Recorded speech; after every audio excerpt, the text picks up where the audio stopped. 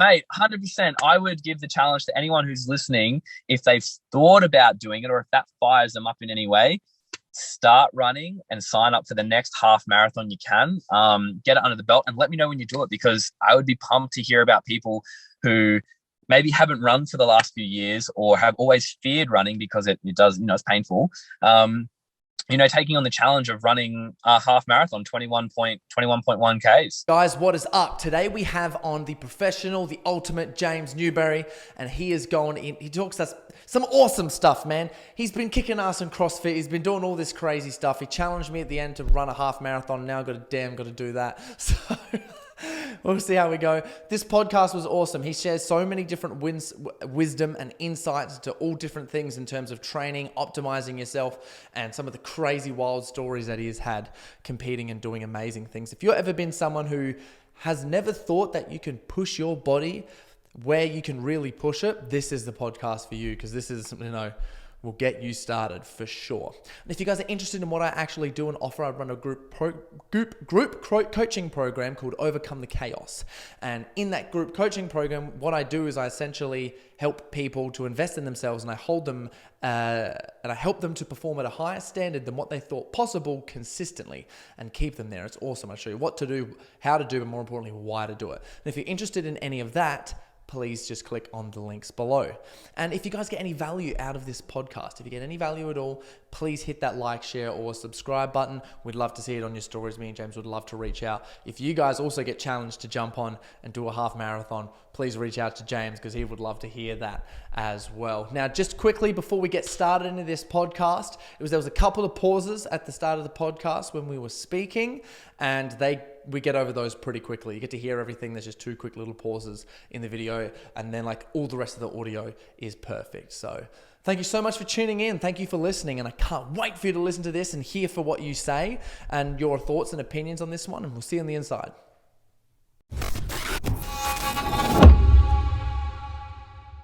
James, mate, thank you so much for coming on to the show. Hey, my pleasure. I've been so pumped about this the last few weeks, knowing this was coming up. So, mate, thanks for having me. Yeah, man, I've been really looking forward to this one. So just for you, what lessons have you learned recently that have been extremely beneficial for you? Well, so recently I've actually been getting ready for an Ironman or half Ironman. So I've been doing a little bit less in the gym work and a lot of stuff outdoors, which I absolutely love. But probably one the last few months is kind of just going with the flow and doing things that actually make me really, really happy. There have been times when I've jumped into things, because I thought it might be, it's what I was probably expected to do, or what I thought I should do. But, jumping into things nowadays, I'm just doing them because I actually really want to do them myself and figure things out for myself. So more times than not, kind of doing it rather than I feel expected to do. Yeah, dude, that's awesome. And what does that look like? Well, typically leading up to competition, especially for CrossFit competitions, myself, we had Waterpalooza the middle of last month, and I don't think I've done a competition in the last 10 years that I haven't really prepared for. I did probably within maybe the 8 to 10 weeks leading into Waterpalooza, I did pretty much zero sessions specific for CrossFit leading into that Waterpalooza competition. I did a fair amount of running. That's pretty much like the main thing that I did. I ran maybe 3 or 4 times a week, and not a huge distance, maybe up to 6 kilometers was kind of my average. But then I got to Waterpalooza and everything was still there, and I still had a blast. I didn't stress myself out with, training a ton specifically for that. It was more so just about being aware that, okay, this is what I've got to do. And honestly, I felt great. I had a blast. I thought I would, compete worse. But I think I just went in there with a really good attitude in terms of just going there to have some fun, do what felt right. And, the competition ended up being one of the most fun, thrilling competitions that I've done in probably the last 10 years. So sometimes it's better just to not to stress yourself out too much. As long as you feel like you've got everything as a base behind you, Obviously, there are times where you need to prepare for sure, but if you've been around the playground before, sometimes you don't have to go through the hard parts to have a good time. Still, went into it pretty lighthearted and had a blast. Yeah, man, that sounds awesome. And also, like, I'm just really curious for you with your like competing journey. When has been like the best moment for you in like your CrossFit competing journey? When you were like, Well, probably a standout moment, obviously, would be my best placing in the CrossFit Games. That's a standout highlight that has made me feel accomplished in the sport, which is something that I always wanted to feel like. At the end of the day, I wanted to finish thinking, I'd achieved something that I'd be very proud of. And making it to the CrossFit Games, yeah, definitely proud of making it there. But once you get there, you kind of just set the goalpost a little bit further back. And getting a placing that I felt deserving of made it all the worthwhile. Like all those years of training, even if let's say I hadn't made it to the CrossFit Games for say 7 years, and then I finally cracked it and I placed fifth, all of those other years would be well worthwhile. So yeah, definitely a fifth place in 2019 was probably a huge highlight for me. Also, I got most improved that year, so that was a big thing as well. So going from 18th to 5th was the largest improvement across the field. But in terms of like another highlight in terms of having fun, competing and winning the CrossFit Invitational in 2018 was probably almost just as cool as 5th.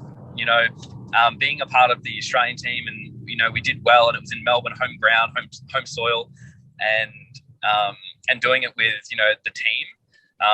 That fired me up as well, and I had such a blast doing that. And that was also very last minute too. Like I didn't do a ton of training before that either. So that was definitely a highlight. So those two elements, or those two key moments, were probably my highlights over the last say 10 years, 11 years.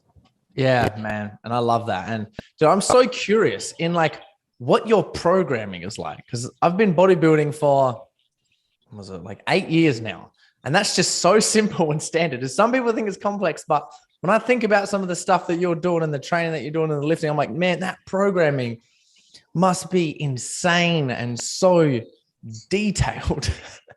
What's it like? Yeah, absolutely. So the programming side of things, this is probably one of the most common questions I would get, is like, how much do you train? Usually it's like, what do you eat? And then how much do you train? And what do you do for training, especially when you're going into a competition that you have to be as prepared across the board as possible for anything. Basically, when you're getting ready for the CrossFit Games, it's probably the most intense period that I'd ever come across in terms of training volume, training intensity.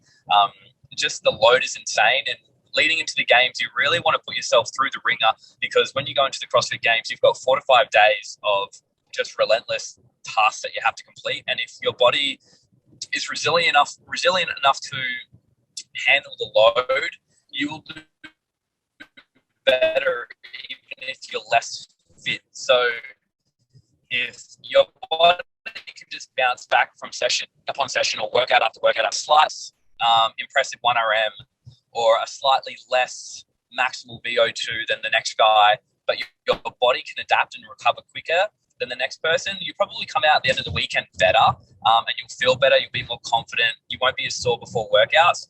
So in terms of like the training, we were training up to, like, some days we would be in the gym on like a Saturday and a Sunday, we'd be in the gym from like 8 a.m. until 7:30, 8 p.m. And forcefully being there for that long. We weren't training every minute of every hour, but we would take breaks, stay in the gym, not leave, just to get us used to having long days of being in an area where we couldn't get quite comfortable. You couldn't really have a great nap. Just putting us in every situation we could possibly come across when we're at the CrossFit Games. So being prepared off the field as much as on the field was also key. But in terms of actually training hours, we would start the day with, say, 90 minutes of lifting, followed by maybe an hour of conditioning of some description, maybe a couple of metcons, whether it be something more skillful, ranging anywhere from say 10 minutes up to say 30 minutes, and then we'd maybe finish with some monostructural stuff like long pack run, longer pack run, mixed with ski erg, bike erg, rower, mixed in with maybe some very simple skills. And then you might finish off with, just a short, sharp burner or like a finisher, something like really intense, but, maybe only 3 to 4 minutes long. That'd be like, say, session 1. And then you'd have maybe like an hour to 90 minutes of break, and then you'd go back to the gym, and then you would probably get stuck into some more lifting style stuff. And that session would probably go anywhere from like, say, 2.5 to 4 hours, just depending on the day looked like. If it was a shorter session, then we'd finish off the day in the pool. So if it was like, say, a 2-hour session, you'd do the 2 hours, then we'd go straight from there, get in the car, get to the pool, and then swim an hour. And that was pretty much a typical day, getting ready for the CrossFit Games. So they're pretty intense, and you have to really mentally prepare yourself for like every day. You can't really do much outside of it. So yeah, your social life is next to nothing. But you obviously thank yourself when you get stuck into the games. There's nothing worse than doing say 70% of the work in training, getting to the games and just not enjoying the whole thing because you're underprepared. Like that's more of a punch to the gut than suffering through the training load. You'd rather just get the training done and do it all well. And which is why I always opted to go and do training camps away from where I lived, because doing a training camp away from where I was took me out of my regular responsibilities. So it allowed me to just immerse myself in the whole process. Yeah, which I think is so ridiculously important. Just real briefly before, because I have another question to ask you, but real briefly, what's it like when you're just chilling instead of preparing for a CrossFit Games? If you're like, oh, I'm just planning out to have like some fun, is that just like real briefly? Is it like training in the morning, training in the night? Like, what's it going to look like? Yeah. So, if like I'm not super like getting super prepared for a competition, and I just want to go about my week to week routine. I'm still out. Like I still want to be outdoors. I still want to be working out because it makes me feel great. Like I enjoy working out, and I enjoy spending time working out with people. So it's a really good way to meet people. Really good way to connect and bond and be social. I would typically maybe run or cycle in the morning, and then if I really wanted to maybe finish off the day with a just a CrossFit session or just a bodybuilding session, go to the gym and just get a good pump on. That's kind of typical. But when I'm not getting prepared for competition, I keep my session super short. So it might be like a 45-minute run and then maybe a 45-minute bodybuilding session in the afternoon, and that'd be my day of training. Or like a half an hour run in the morning and an hour CrossFit session in the evening, something like that. Or even just working on, recently I gave myself the goal of getting one arm handstand just for fun. I really wanted to get a one arm handstand for 10 seconds, like freestanding. I hurt my wrist at Top Golf, hitting some golf balls.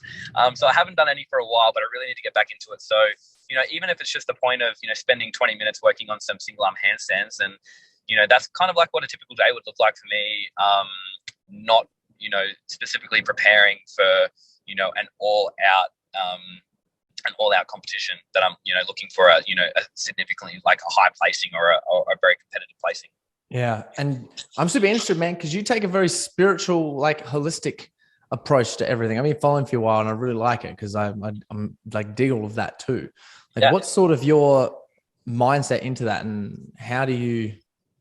Yeah, look, I think for me, the idea behind trying to be a little bit more open-minded about certain things came from wanting to push myself really, really hard in training, and then not wanting to be broken by the time I'm 40. I love to surf. I've never had enough time trying to be a competitive athlete to do as much as I really wanted to, except for when lockdown came around, and competitions were kind of postponed. I probably surfed in a 9-week period whilst we were locked down. I probably spent 4 days every week surfing. and it was so much fun. Kept me fit, and I had such a blast. And then, during that lockdown period, I was like, man, I forgot how much I enjoyed this. Like, I knew I enjoyed it, but I didn't realize how much I missed it. So the idea was, I want to be a top performer. I want to compete with the best in the world at whatever I set my mind to. But then I also don't want to be, hobbling around when I'm 40, 50, 60 years old. I still want to be able to go for a bike ride. I still want to be able to go hiking. I still want to be able to go surfing. So I figured if I could really tap into any natural element that would keep me healthy, keep my joints healthy, keep my mind feeling fresh, I'm willing to keep an open mind. And if it's, breath work, it's breath work. If it's, floating, it's floating. If it's doing regular sauna, contrast therapy, then it's that too. Doing regular yoga, if that was what I wanted to do, or, just, taking some time just to walk or to hike. I think all of that type of stuff really goes a long way to making sure that you're recovered, you're having a good time, and it keeps you mentally sound too. Instead of just slogging it away in the gym. There have been times where I haven't enjoyed CrossFit at all. And it's usually when I'm just only doing CrossFit day in, day out, it just becomes a monotonous routine. Whereas sometimes I'd like to go into the gym and just lift weights and do old school bodybuilding stuff. And that just, puts a smile on my face. And if you're not enjoying more of it, like more than 50% of the entire thing, like I'm never going to say that I enjoyed every day of training. Like there are some days where I'm just like, oh, I don't want to do this at all. But yeah, you get it done. But if you're not enjoying the majority of what you're doing, you're probably doing the wrong thing. Yeah, so true. And I'm assuming like with all the floats that you've done and all the sauna stuff as well, and I'm assuming like meditations and things as well, you would have had some profound sort of self-reflections or some experiences doing those, which have sort of helped you make decisions in business and other stuff as well. Was there any sort of... Yeah, like absolutely. Like I think I've clocked in total, I would say it'd be upwards of like 300 floats. And when you're doing that, either I'm dead fast asleep because I wanted the extra rest, or like that's when I come up with some of my best ideas. In the float tank, it gives you a time out from, say, your phone or chatting or phone calls or emails, where you can be like, oh, here's a really cool idea, or you know what, why do I care so much about this particular thing? So yeah, floating puts you in a particular state where you can actually think clearly without being interrupted by a million other things going on, like just, general busy life, especially if you like to get after it. And I always try and keep myself busy, whether it's sport or a new task or a new challenge, or if it's business. So yeah, getting into a float tank regularly has helped me definitely throughout the last 10 years, either make some really crucial decisions or just recover really well to bounce back to training. What kind of decisions is there any that you can remember? Well, I've had 1,000,001 businesses that either have gone okay or haven't gone well, or have just made me think outside the box. But, like back in the day, I'm very, very good at making a decision, like a big decision, a life-changing decision, and being okay with it immediately. Like I've never really thought, I shouldn't have not done that. But there have been times where I was like, I've decided that I didn't want to compete anymore. Like after 2017 CrossFit Games, I came away from the competition never wanting to compete again because I didn't place well. I put a lot of effort into that season and I just didn't get the results I wanted. And then after a ton of reflecting, I realized, and this probably came down to weeks and weeks and probably like months of me trying to reflect on what I actually wanted to do, to realize that, okay, I think you'll be upset if you don't continue on. And, it spurred me on to do another season. And then that season built and spurred me on to do another season. And then it was 2 seasons later that I actually got a result that, I was, quite content with. If that was the be all and end all, and I was never, ever going to compete in a CrossFit comp again, I could still rest easy at nighttime. So, if I didn't have that time away and I just occupied myself with other things like just business or working at the gym or my online stuff, who knows, maybe I never would have picked up a barbell again and never would have competed again. But, taking the time to actually reflect in a situation where you can be calm and can think clearly was such a benefit. And I probably would have kicked myself now thinking, oh, I probably could have achieved so much more, and never knowing, you know? Oh man, that's so good. And it's taken you on so many journeys, man. I've seen you just doing all this crazy traveling, hotel workouts, Yeah, and all this crazy, this awesome opportunities all around the world and stuff. yeah, Like obviously being like in the athletic capacity that you've built yourself, man. If I would just love to hear some funny stories, some disaster stories, or some personal dark stories you've had to overcome or whatever in the past yeah, yeah. couple of years that, are just top of mind at the moment? Yeah, absolutely. Okay, well, one time I was bobsledding. I was bobsledding in Innsbruck. So, How'd you get that, by the way? How did that come about? so basically, what happened? I was watching some YouTube, and bobsledding came across my YouTube channel. I clicked on it. I was like, "Oh, that's pretty cool." You get to go really fast, and I've always enjoyed like adrenaline sports, like either surfing or um, racing motorbikes or whatever it may be. And then I saw this bobsled thing. I was like, I wonder what's required for bobsled, and I wonder if Australia has a team. So I kind of did a bit of a deep dive in Google, found out that we did have a team, and so then I just found the Bobsled Australia website, and I saw that there was trials coming up. So then basically what I did was I looked for the last Olympic team that had gone to the Olympics, the Winter Olympics, and I actually looked up the team, found out who the people were, found out one of the guys was a CrossFitter, and I was just like, wow, this is cool. So I just messaged him and I said, hey man, like I saw you did bobsled and you went to the Olympics and rah rah rah. And he was like, dude, you're gonna like, you would love it. You'd love it. I was like, I'm pretty interested. Like, I'm pretty open to having a crack at anything. So yeah, he put me in contact with the president of No the way. bobsled association, and he Oh, just said, no "Hey way. man, come out to trials." So basically, just went out to the trials. We tested back squat, we tested like jump, we tested 30-meter sprint, um, and then basically from there, I got a message from the pilot of the bobsled team saying, "Hey man, saw you did trials, saw you did half decent. You want to come meet me in Germany and race European championships, European Cup?" And I was like, "Yeah, man, for sure. When do you need me?" And he was just like, "Yeah, pretty much." And I was just like, "Yeah, when do you need me?" He's like, "Oh, like 5 weeks time." I was like, "Yeah, count me in." So I literally just booked a flight and went over there and started racing with those guys, and then met the rest of the team eventually when they arrived.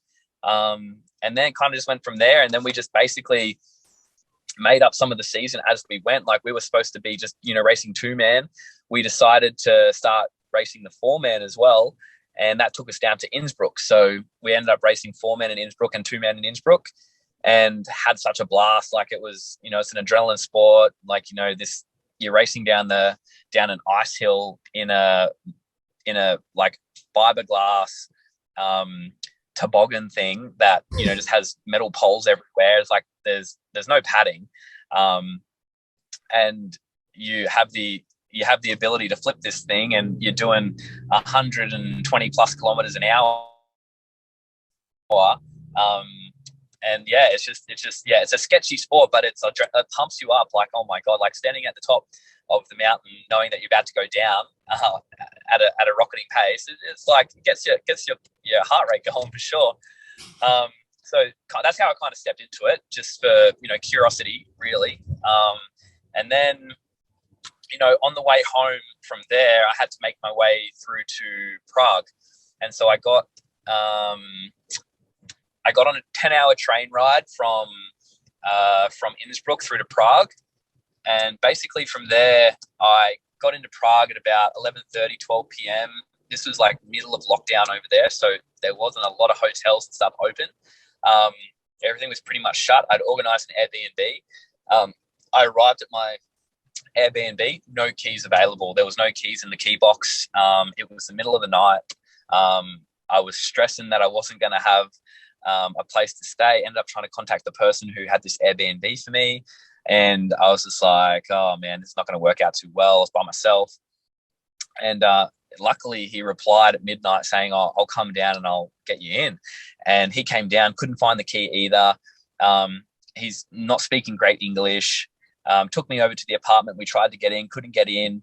And he was just like, oh, I don't know what to do. And I was like, oh, okay. Well, in my mind, I was like, okay, I'm going to be sleeping on a random park bench at -4 degrees in Prague by myself all night. Didn't pack accordingly to be, sleeping outside. And I just, in my mind, I thought I'd come to the conclusion that I was sleeping outside for the night and just figuring it out the next day. Eventually, got into the apartment, and there was already someone in there, and they were just like, they were having a party. It was someone's birthday, and they were just like, oh, we're really sorry. Like, we thought we had it for another night. And I was like, oh, well, if you're happy for me just to crash on the ground, I'm happy to crash here. And like, you guys can keep doing what you're doing. I'll just crash here. It's getting late. I'm pretty tired. I'm going to be in a train all day. And they were like, yeah, sounds great. They ended up leaving the apartment anyways. But yeah, just random things like that. You just kind of, you don't really expect. You're just like, I'll book an Airbnb. I'll get there. I'll stay there. It'll be fine. But, not everything goes to plan. And you just kind of take it in stride, and you kind of figure, while I'm traveling, things aren't going to work out quite so well. But, you can't have too much of a negative mindset, especially if you're halfway around the world to a place that you've never been to, and things don't go quite your way. You just kind of, take it in stride and make what you wish.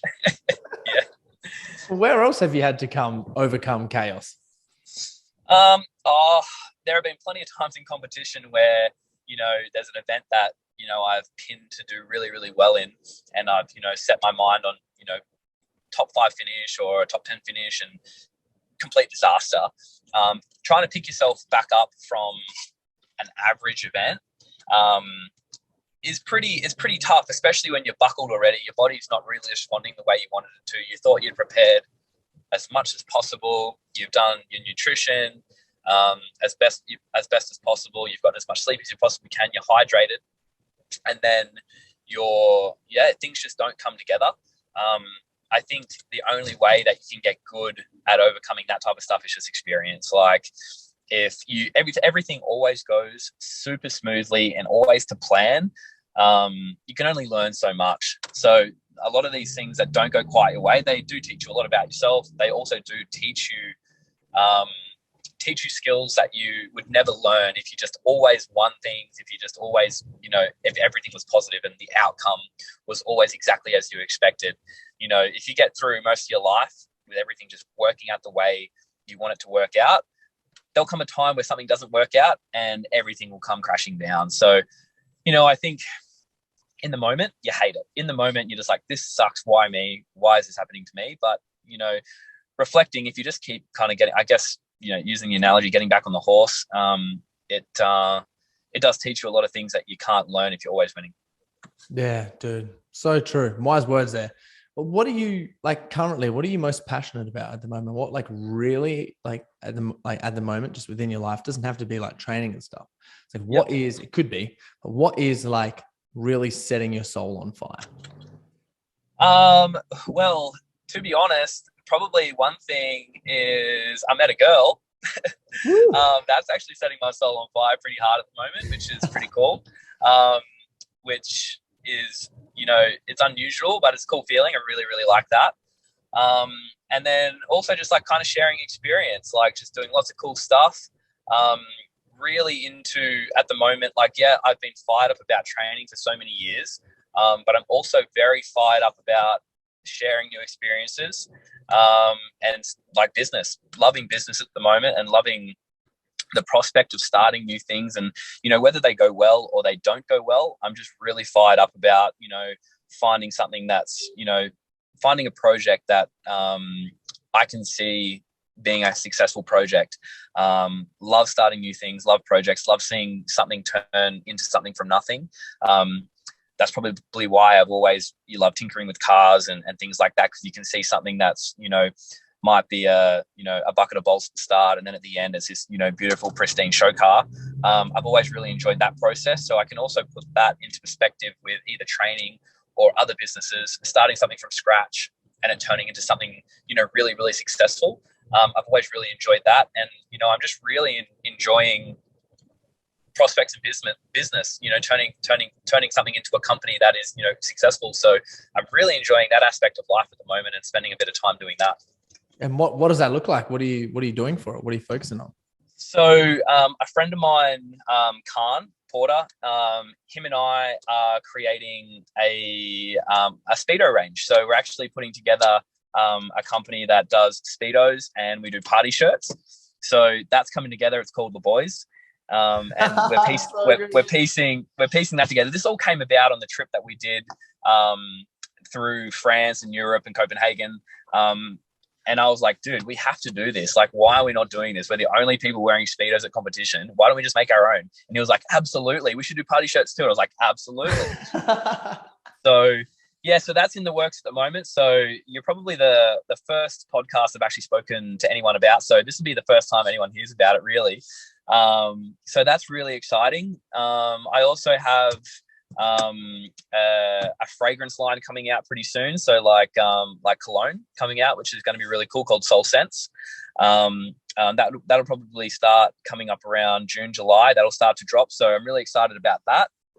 Basically just a really easy to use, portable, fragrance line that you can just chuck in your gym bag. So if you're in a rush and on the go, a really easy, vegan version of a scent or cologne. Yeah, that's easy to take around and doesn't go off, and you can carry it in your bag.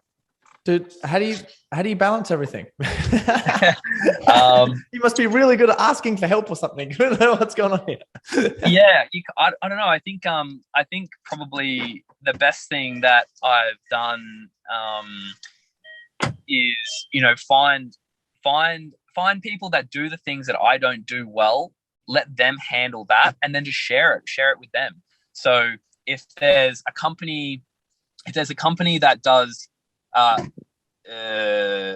picking and packing and distribution, then let them do it, and then pay them for their time. Or if there's a company that can help me create a really funky design, let them create the design, and you pay them for their work. Or you team up with someone, create a strategic partnership with someone to lighten the load, so you can have your finger in many different pies, so to speak, and not try and take on everything by yourself. Like I think many hands make light work. And if I would rather see, for instance, in business, I would rather see a little bit of profit from 10 different things and focus all my energy into one thing, and hope it goes well. I would rather spread the load through multiple people doing what they do really, really well, and I can try and focus on things that I do well. Is typically for me is either helping the marketing side of things, or coming up with some cool ideas that I think there's a gap in the market for. That's always what really fired me up, is just focusing on things that I do well at. And I've tried things that I'm not good at, and I've come to realize that it's just better to let the plumbers do the plumbing, and I'll stick to figuring out where I want the toilet to go. It's just I've tried to put on many hats before, and it just seems to me over the course of time that I might as well let the professionals do what they do really well, and I can focus on coming up with some ideas that I think will do well. Yeah, man, I love the plumbing and toilet analogy. It's so simple, funny, but like so powerful at the same time when it's applied correctly, man. Yeah, absolutely. Yeah. You don't want to try and reinvent the wheel, but there are a couple of things that I notice, and usually these ideas come up just in day-to-day life. Like if I try and do something and there's not an option, like the vegan cologne came about because I wanted a vegan fragrance, struggled to find one. I was like, okay, there's a gap here, I'm going to make one. Far out, I'm just going to make one.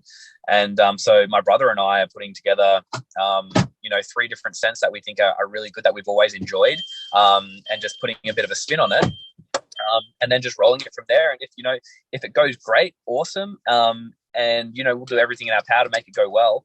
But if it's it's not what the market's looking for, maybe it's just me. But usually I find, and this all started with the gym as well. When I opened the gym in 2013, I was like, I figure if I'm really passionate about something and I'm really enjoying it, surely there are other people that are going to enjoy it just as much as me, and surely why would they not want to come and partake in something that I'm enjoying as well? Like there's like if you love a certain thing, surely there's some other people. If I love contrast therapy and I think, you know, hot and colds are the way to go, there's probably there's a red hot chance that there are a lot of other people that are going to enjoy that too, and all I have to do is, you know, set the things up and make it a cool vibe, and probably people will come. And, you know, maybe doesn't go for everything, but, you know, the way that I've typically found is, you know, if you've got some, I guess, some common sense around, you know, what the market is looking for, you can have a bit of a pretty good gauge on what people are going to buy into, and what people are going to think, oh, yeah, that's not a great idea. That's like such a little good framework for how to shatter all your own self-limiting beliefs around if you think anything's going to be worthy enough or not. Yeah, totally. Well, the thing is, like with the boys and with the speedo and party shirt, like we were just like, man, so many people are asking about these speedos and where we're getting them from, and like why we wear them, and it's just like it's cool and funky, and, you know, it's a little bit different. I was like, man, I can see a bunch of people wearing these. Like, why don't we just do it? And, you know, you know, if the product is really good, you know, they stand the test. You can, you know, they look cool, they're funky. You know, why not? Like, why can't we sell a bucket ton of speedos that are cool, funky? They last. They're you know, really good quality. You know, what's stopping us from doing that? And I think for a lot of people, a lot of self doubt. But, you know, I'm willing to roll the dice on something and have a crack, and it not work. I'm not really too fazed by something not working. There are plenty of times that I've failed at a ton of stuff, and I'm not ashamed by it. I think it's cool, and I've probably learned something from it. And I think if you can kind of, you know, rise above the idea of failing is bad, you're probably going to hit the nail on the head at some point, and you'll be stoked you did. Yeah, man, so true. And for the people who are sort of at that like point of their life where they really want to invest in themselves, they're like, cool, I've sorted some stuff out, but now I just want to like get myself sorted out and really invest in myself to make myself like the best version of me that I can be. What would you encourage someone to do or try? I think for someone looking to, I guess, to better themselves, I think just, you know, I think you need to put yourself out there. I think you need to look at some of the things that really fire you up, and not do things because you think that's what people would love to see you do. Do it because it's like going to fire you up in particular. You know, I'd always been intrigued by the idea of doing an Ironman. Yeah, it's a hard task, but it's something that really got to me, and it kind of made me think, you know, that would be a cool experience. I'd like to see how much that hurts. So I just said, yeah, bugger it. I'm going to do it. And I'm not going to shy away from the fact that I could go and do something that's going to injure me. Back in the day, yes, 100%. You know, I didn't do a lot of things because I thought I was going to injure myself and I wasn't going to be able to compete in CrossFit. But it got to the point where I was like, you know, I'd rather live my life to the fullest. And if I get injured doing something that, you know, isn't my main source of income, you know, I got to the point where I was like, I just didn't care. I was like, I'm just going to do it because I'm going to be kicking myself that I didn't, you know, take the leap, and have a crack and enjoy myself. I think people, you know, maybe just roll the dice a little more. Like, I've always enjoyed rolling the dice, and, you know, it gets to a point where you're just like, okay, maybe that's rolling the dice on it's like err on the side of caution in some respects. But if there's a calculated risk, you know, I would always urge someone to, you know, take a risk from time to time. If you're too cautious, then, you know, I feel like you're limiting the amount of success you can have. Oh man, so true. What would you say to those people who are really focused on endurance sports and a whole lot of cardio, and they say, I don't want to get too muscly because my cardio goals, the muscles are going to get in the way. What would you say to those people? Oh man, look, I think, and this is a common question, super common question, especially with the Functional Ironman ebook. A lot of people wanted to maintain muscle mass and also do some endurance stuff at the same time. And I think it's super cool, and it can definitely be done. It gets to a point where you have to sacrifice something to achieve a better time, if you want to be ultimately the fastest you possibly can be on the course, yeah, you probably want to carry a little bit less weight. But if your idea is, I want to experience the race, I want to experience the feeling of doing a 70.3 or a full distance long course Ironman, or an ultra marathon or a marathon or a half marathon or even a 10K run, yeah, you can do it, and you can do it staying physically, if you want to be aesthetic and still physically jacked and still do it, yeah, you can do it 100%. It just depends on how fast you want to go. And then if you're, really fired up about it, you can take two ends of the spectrum and try and blow it out the water. There's something to be said. Like back in the day, there was this challenge that got put out, and it was like, if maybe someone one day will be able to run a sub 5 minute mile and back squat 500 pounds, which is like 227 kilos or thereabouts. And that was like, back in the day, that was like, oh, it's not possible. A handful of guys have done it now. And yeah, you can try and really just push the limits of the two ends of the spectrum, and try and be as strong and as jacked as possible, and then come in and do a blistering Ironman time. And I think that's a cool goal too. It really just depends on how fast you want to go. Yeah, if you're carrying an extra 15 kilos, you're probably not going to be coming in under 8.5 hours. Like it's probably not going to happen in reality. If you want to stay super bulky and super jacked, you're probably not going to be coming in through with the top echelon of Ironman or marathon runners. But then again, you can always just try and push the boundaries of what, people thought was once not possible, and, do a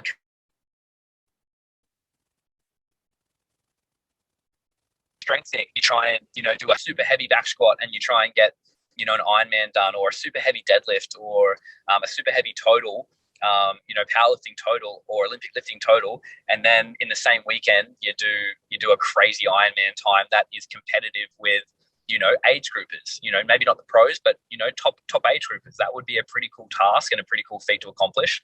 But I think you have to set the goalpost way, way, way back. And even if you do fall slightly short of it, at least you've had a crack, you've had an experience, and then, you've had something that's fired you up, and, as you said before, set your soul on fire a bit. Oh man, so true. So true. And you experience so much with that as well. Sort of leads on to my next question.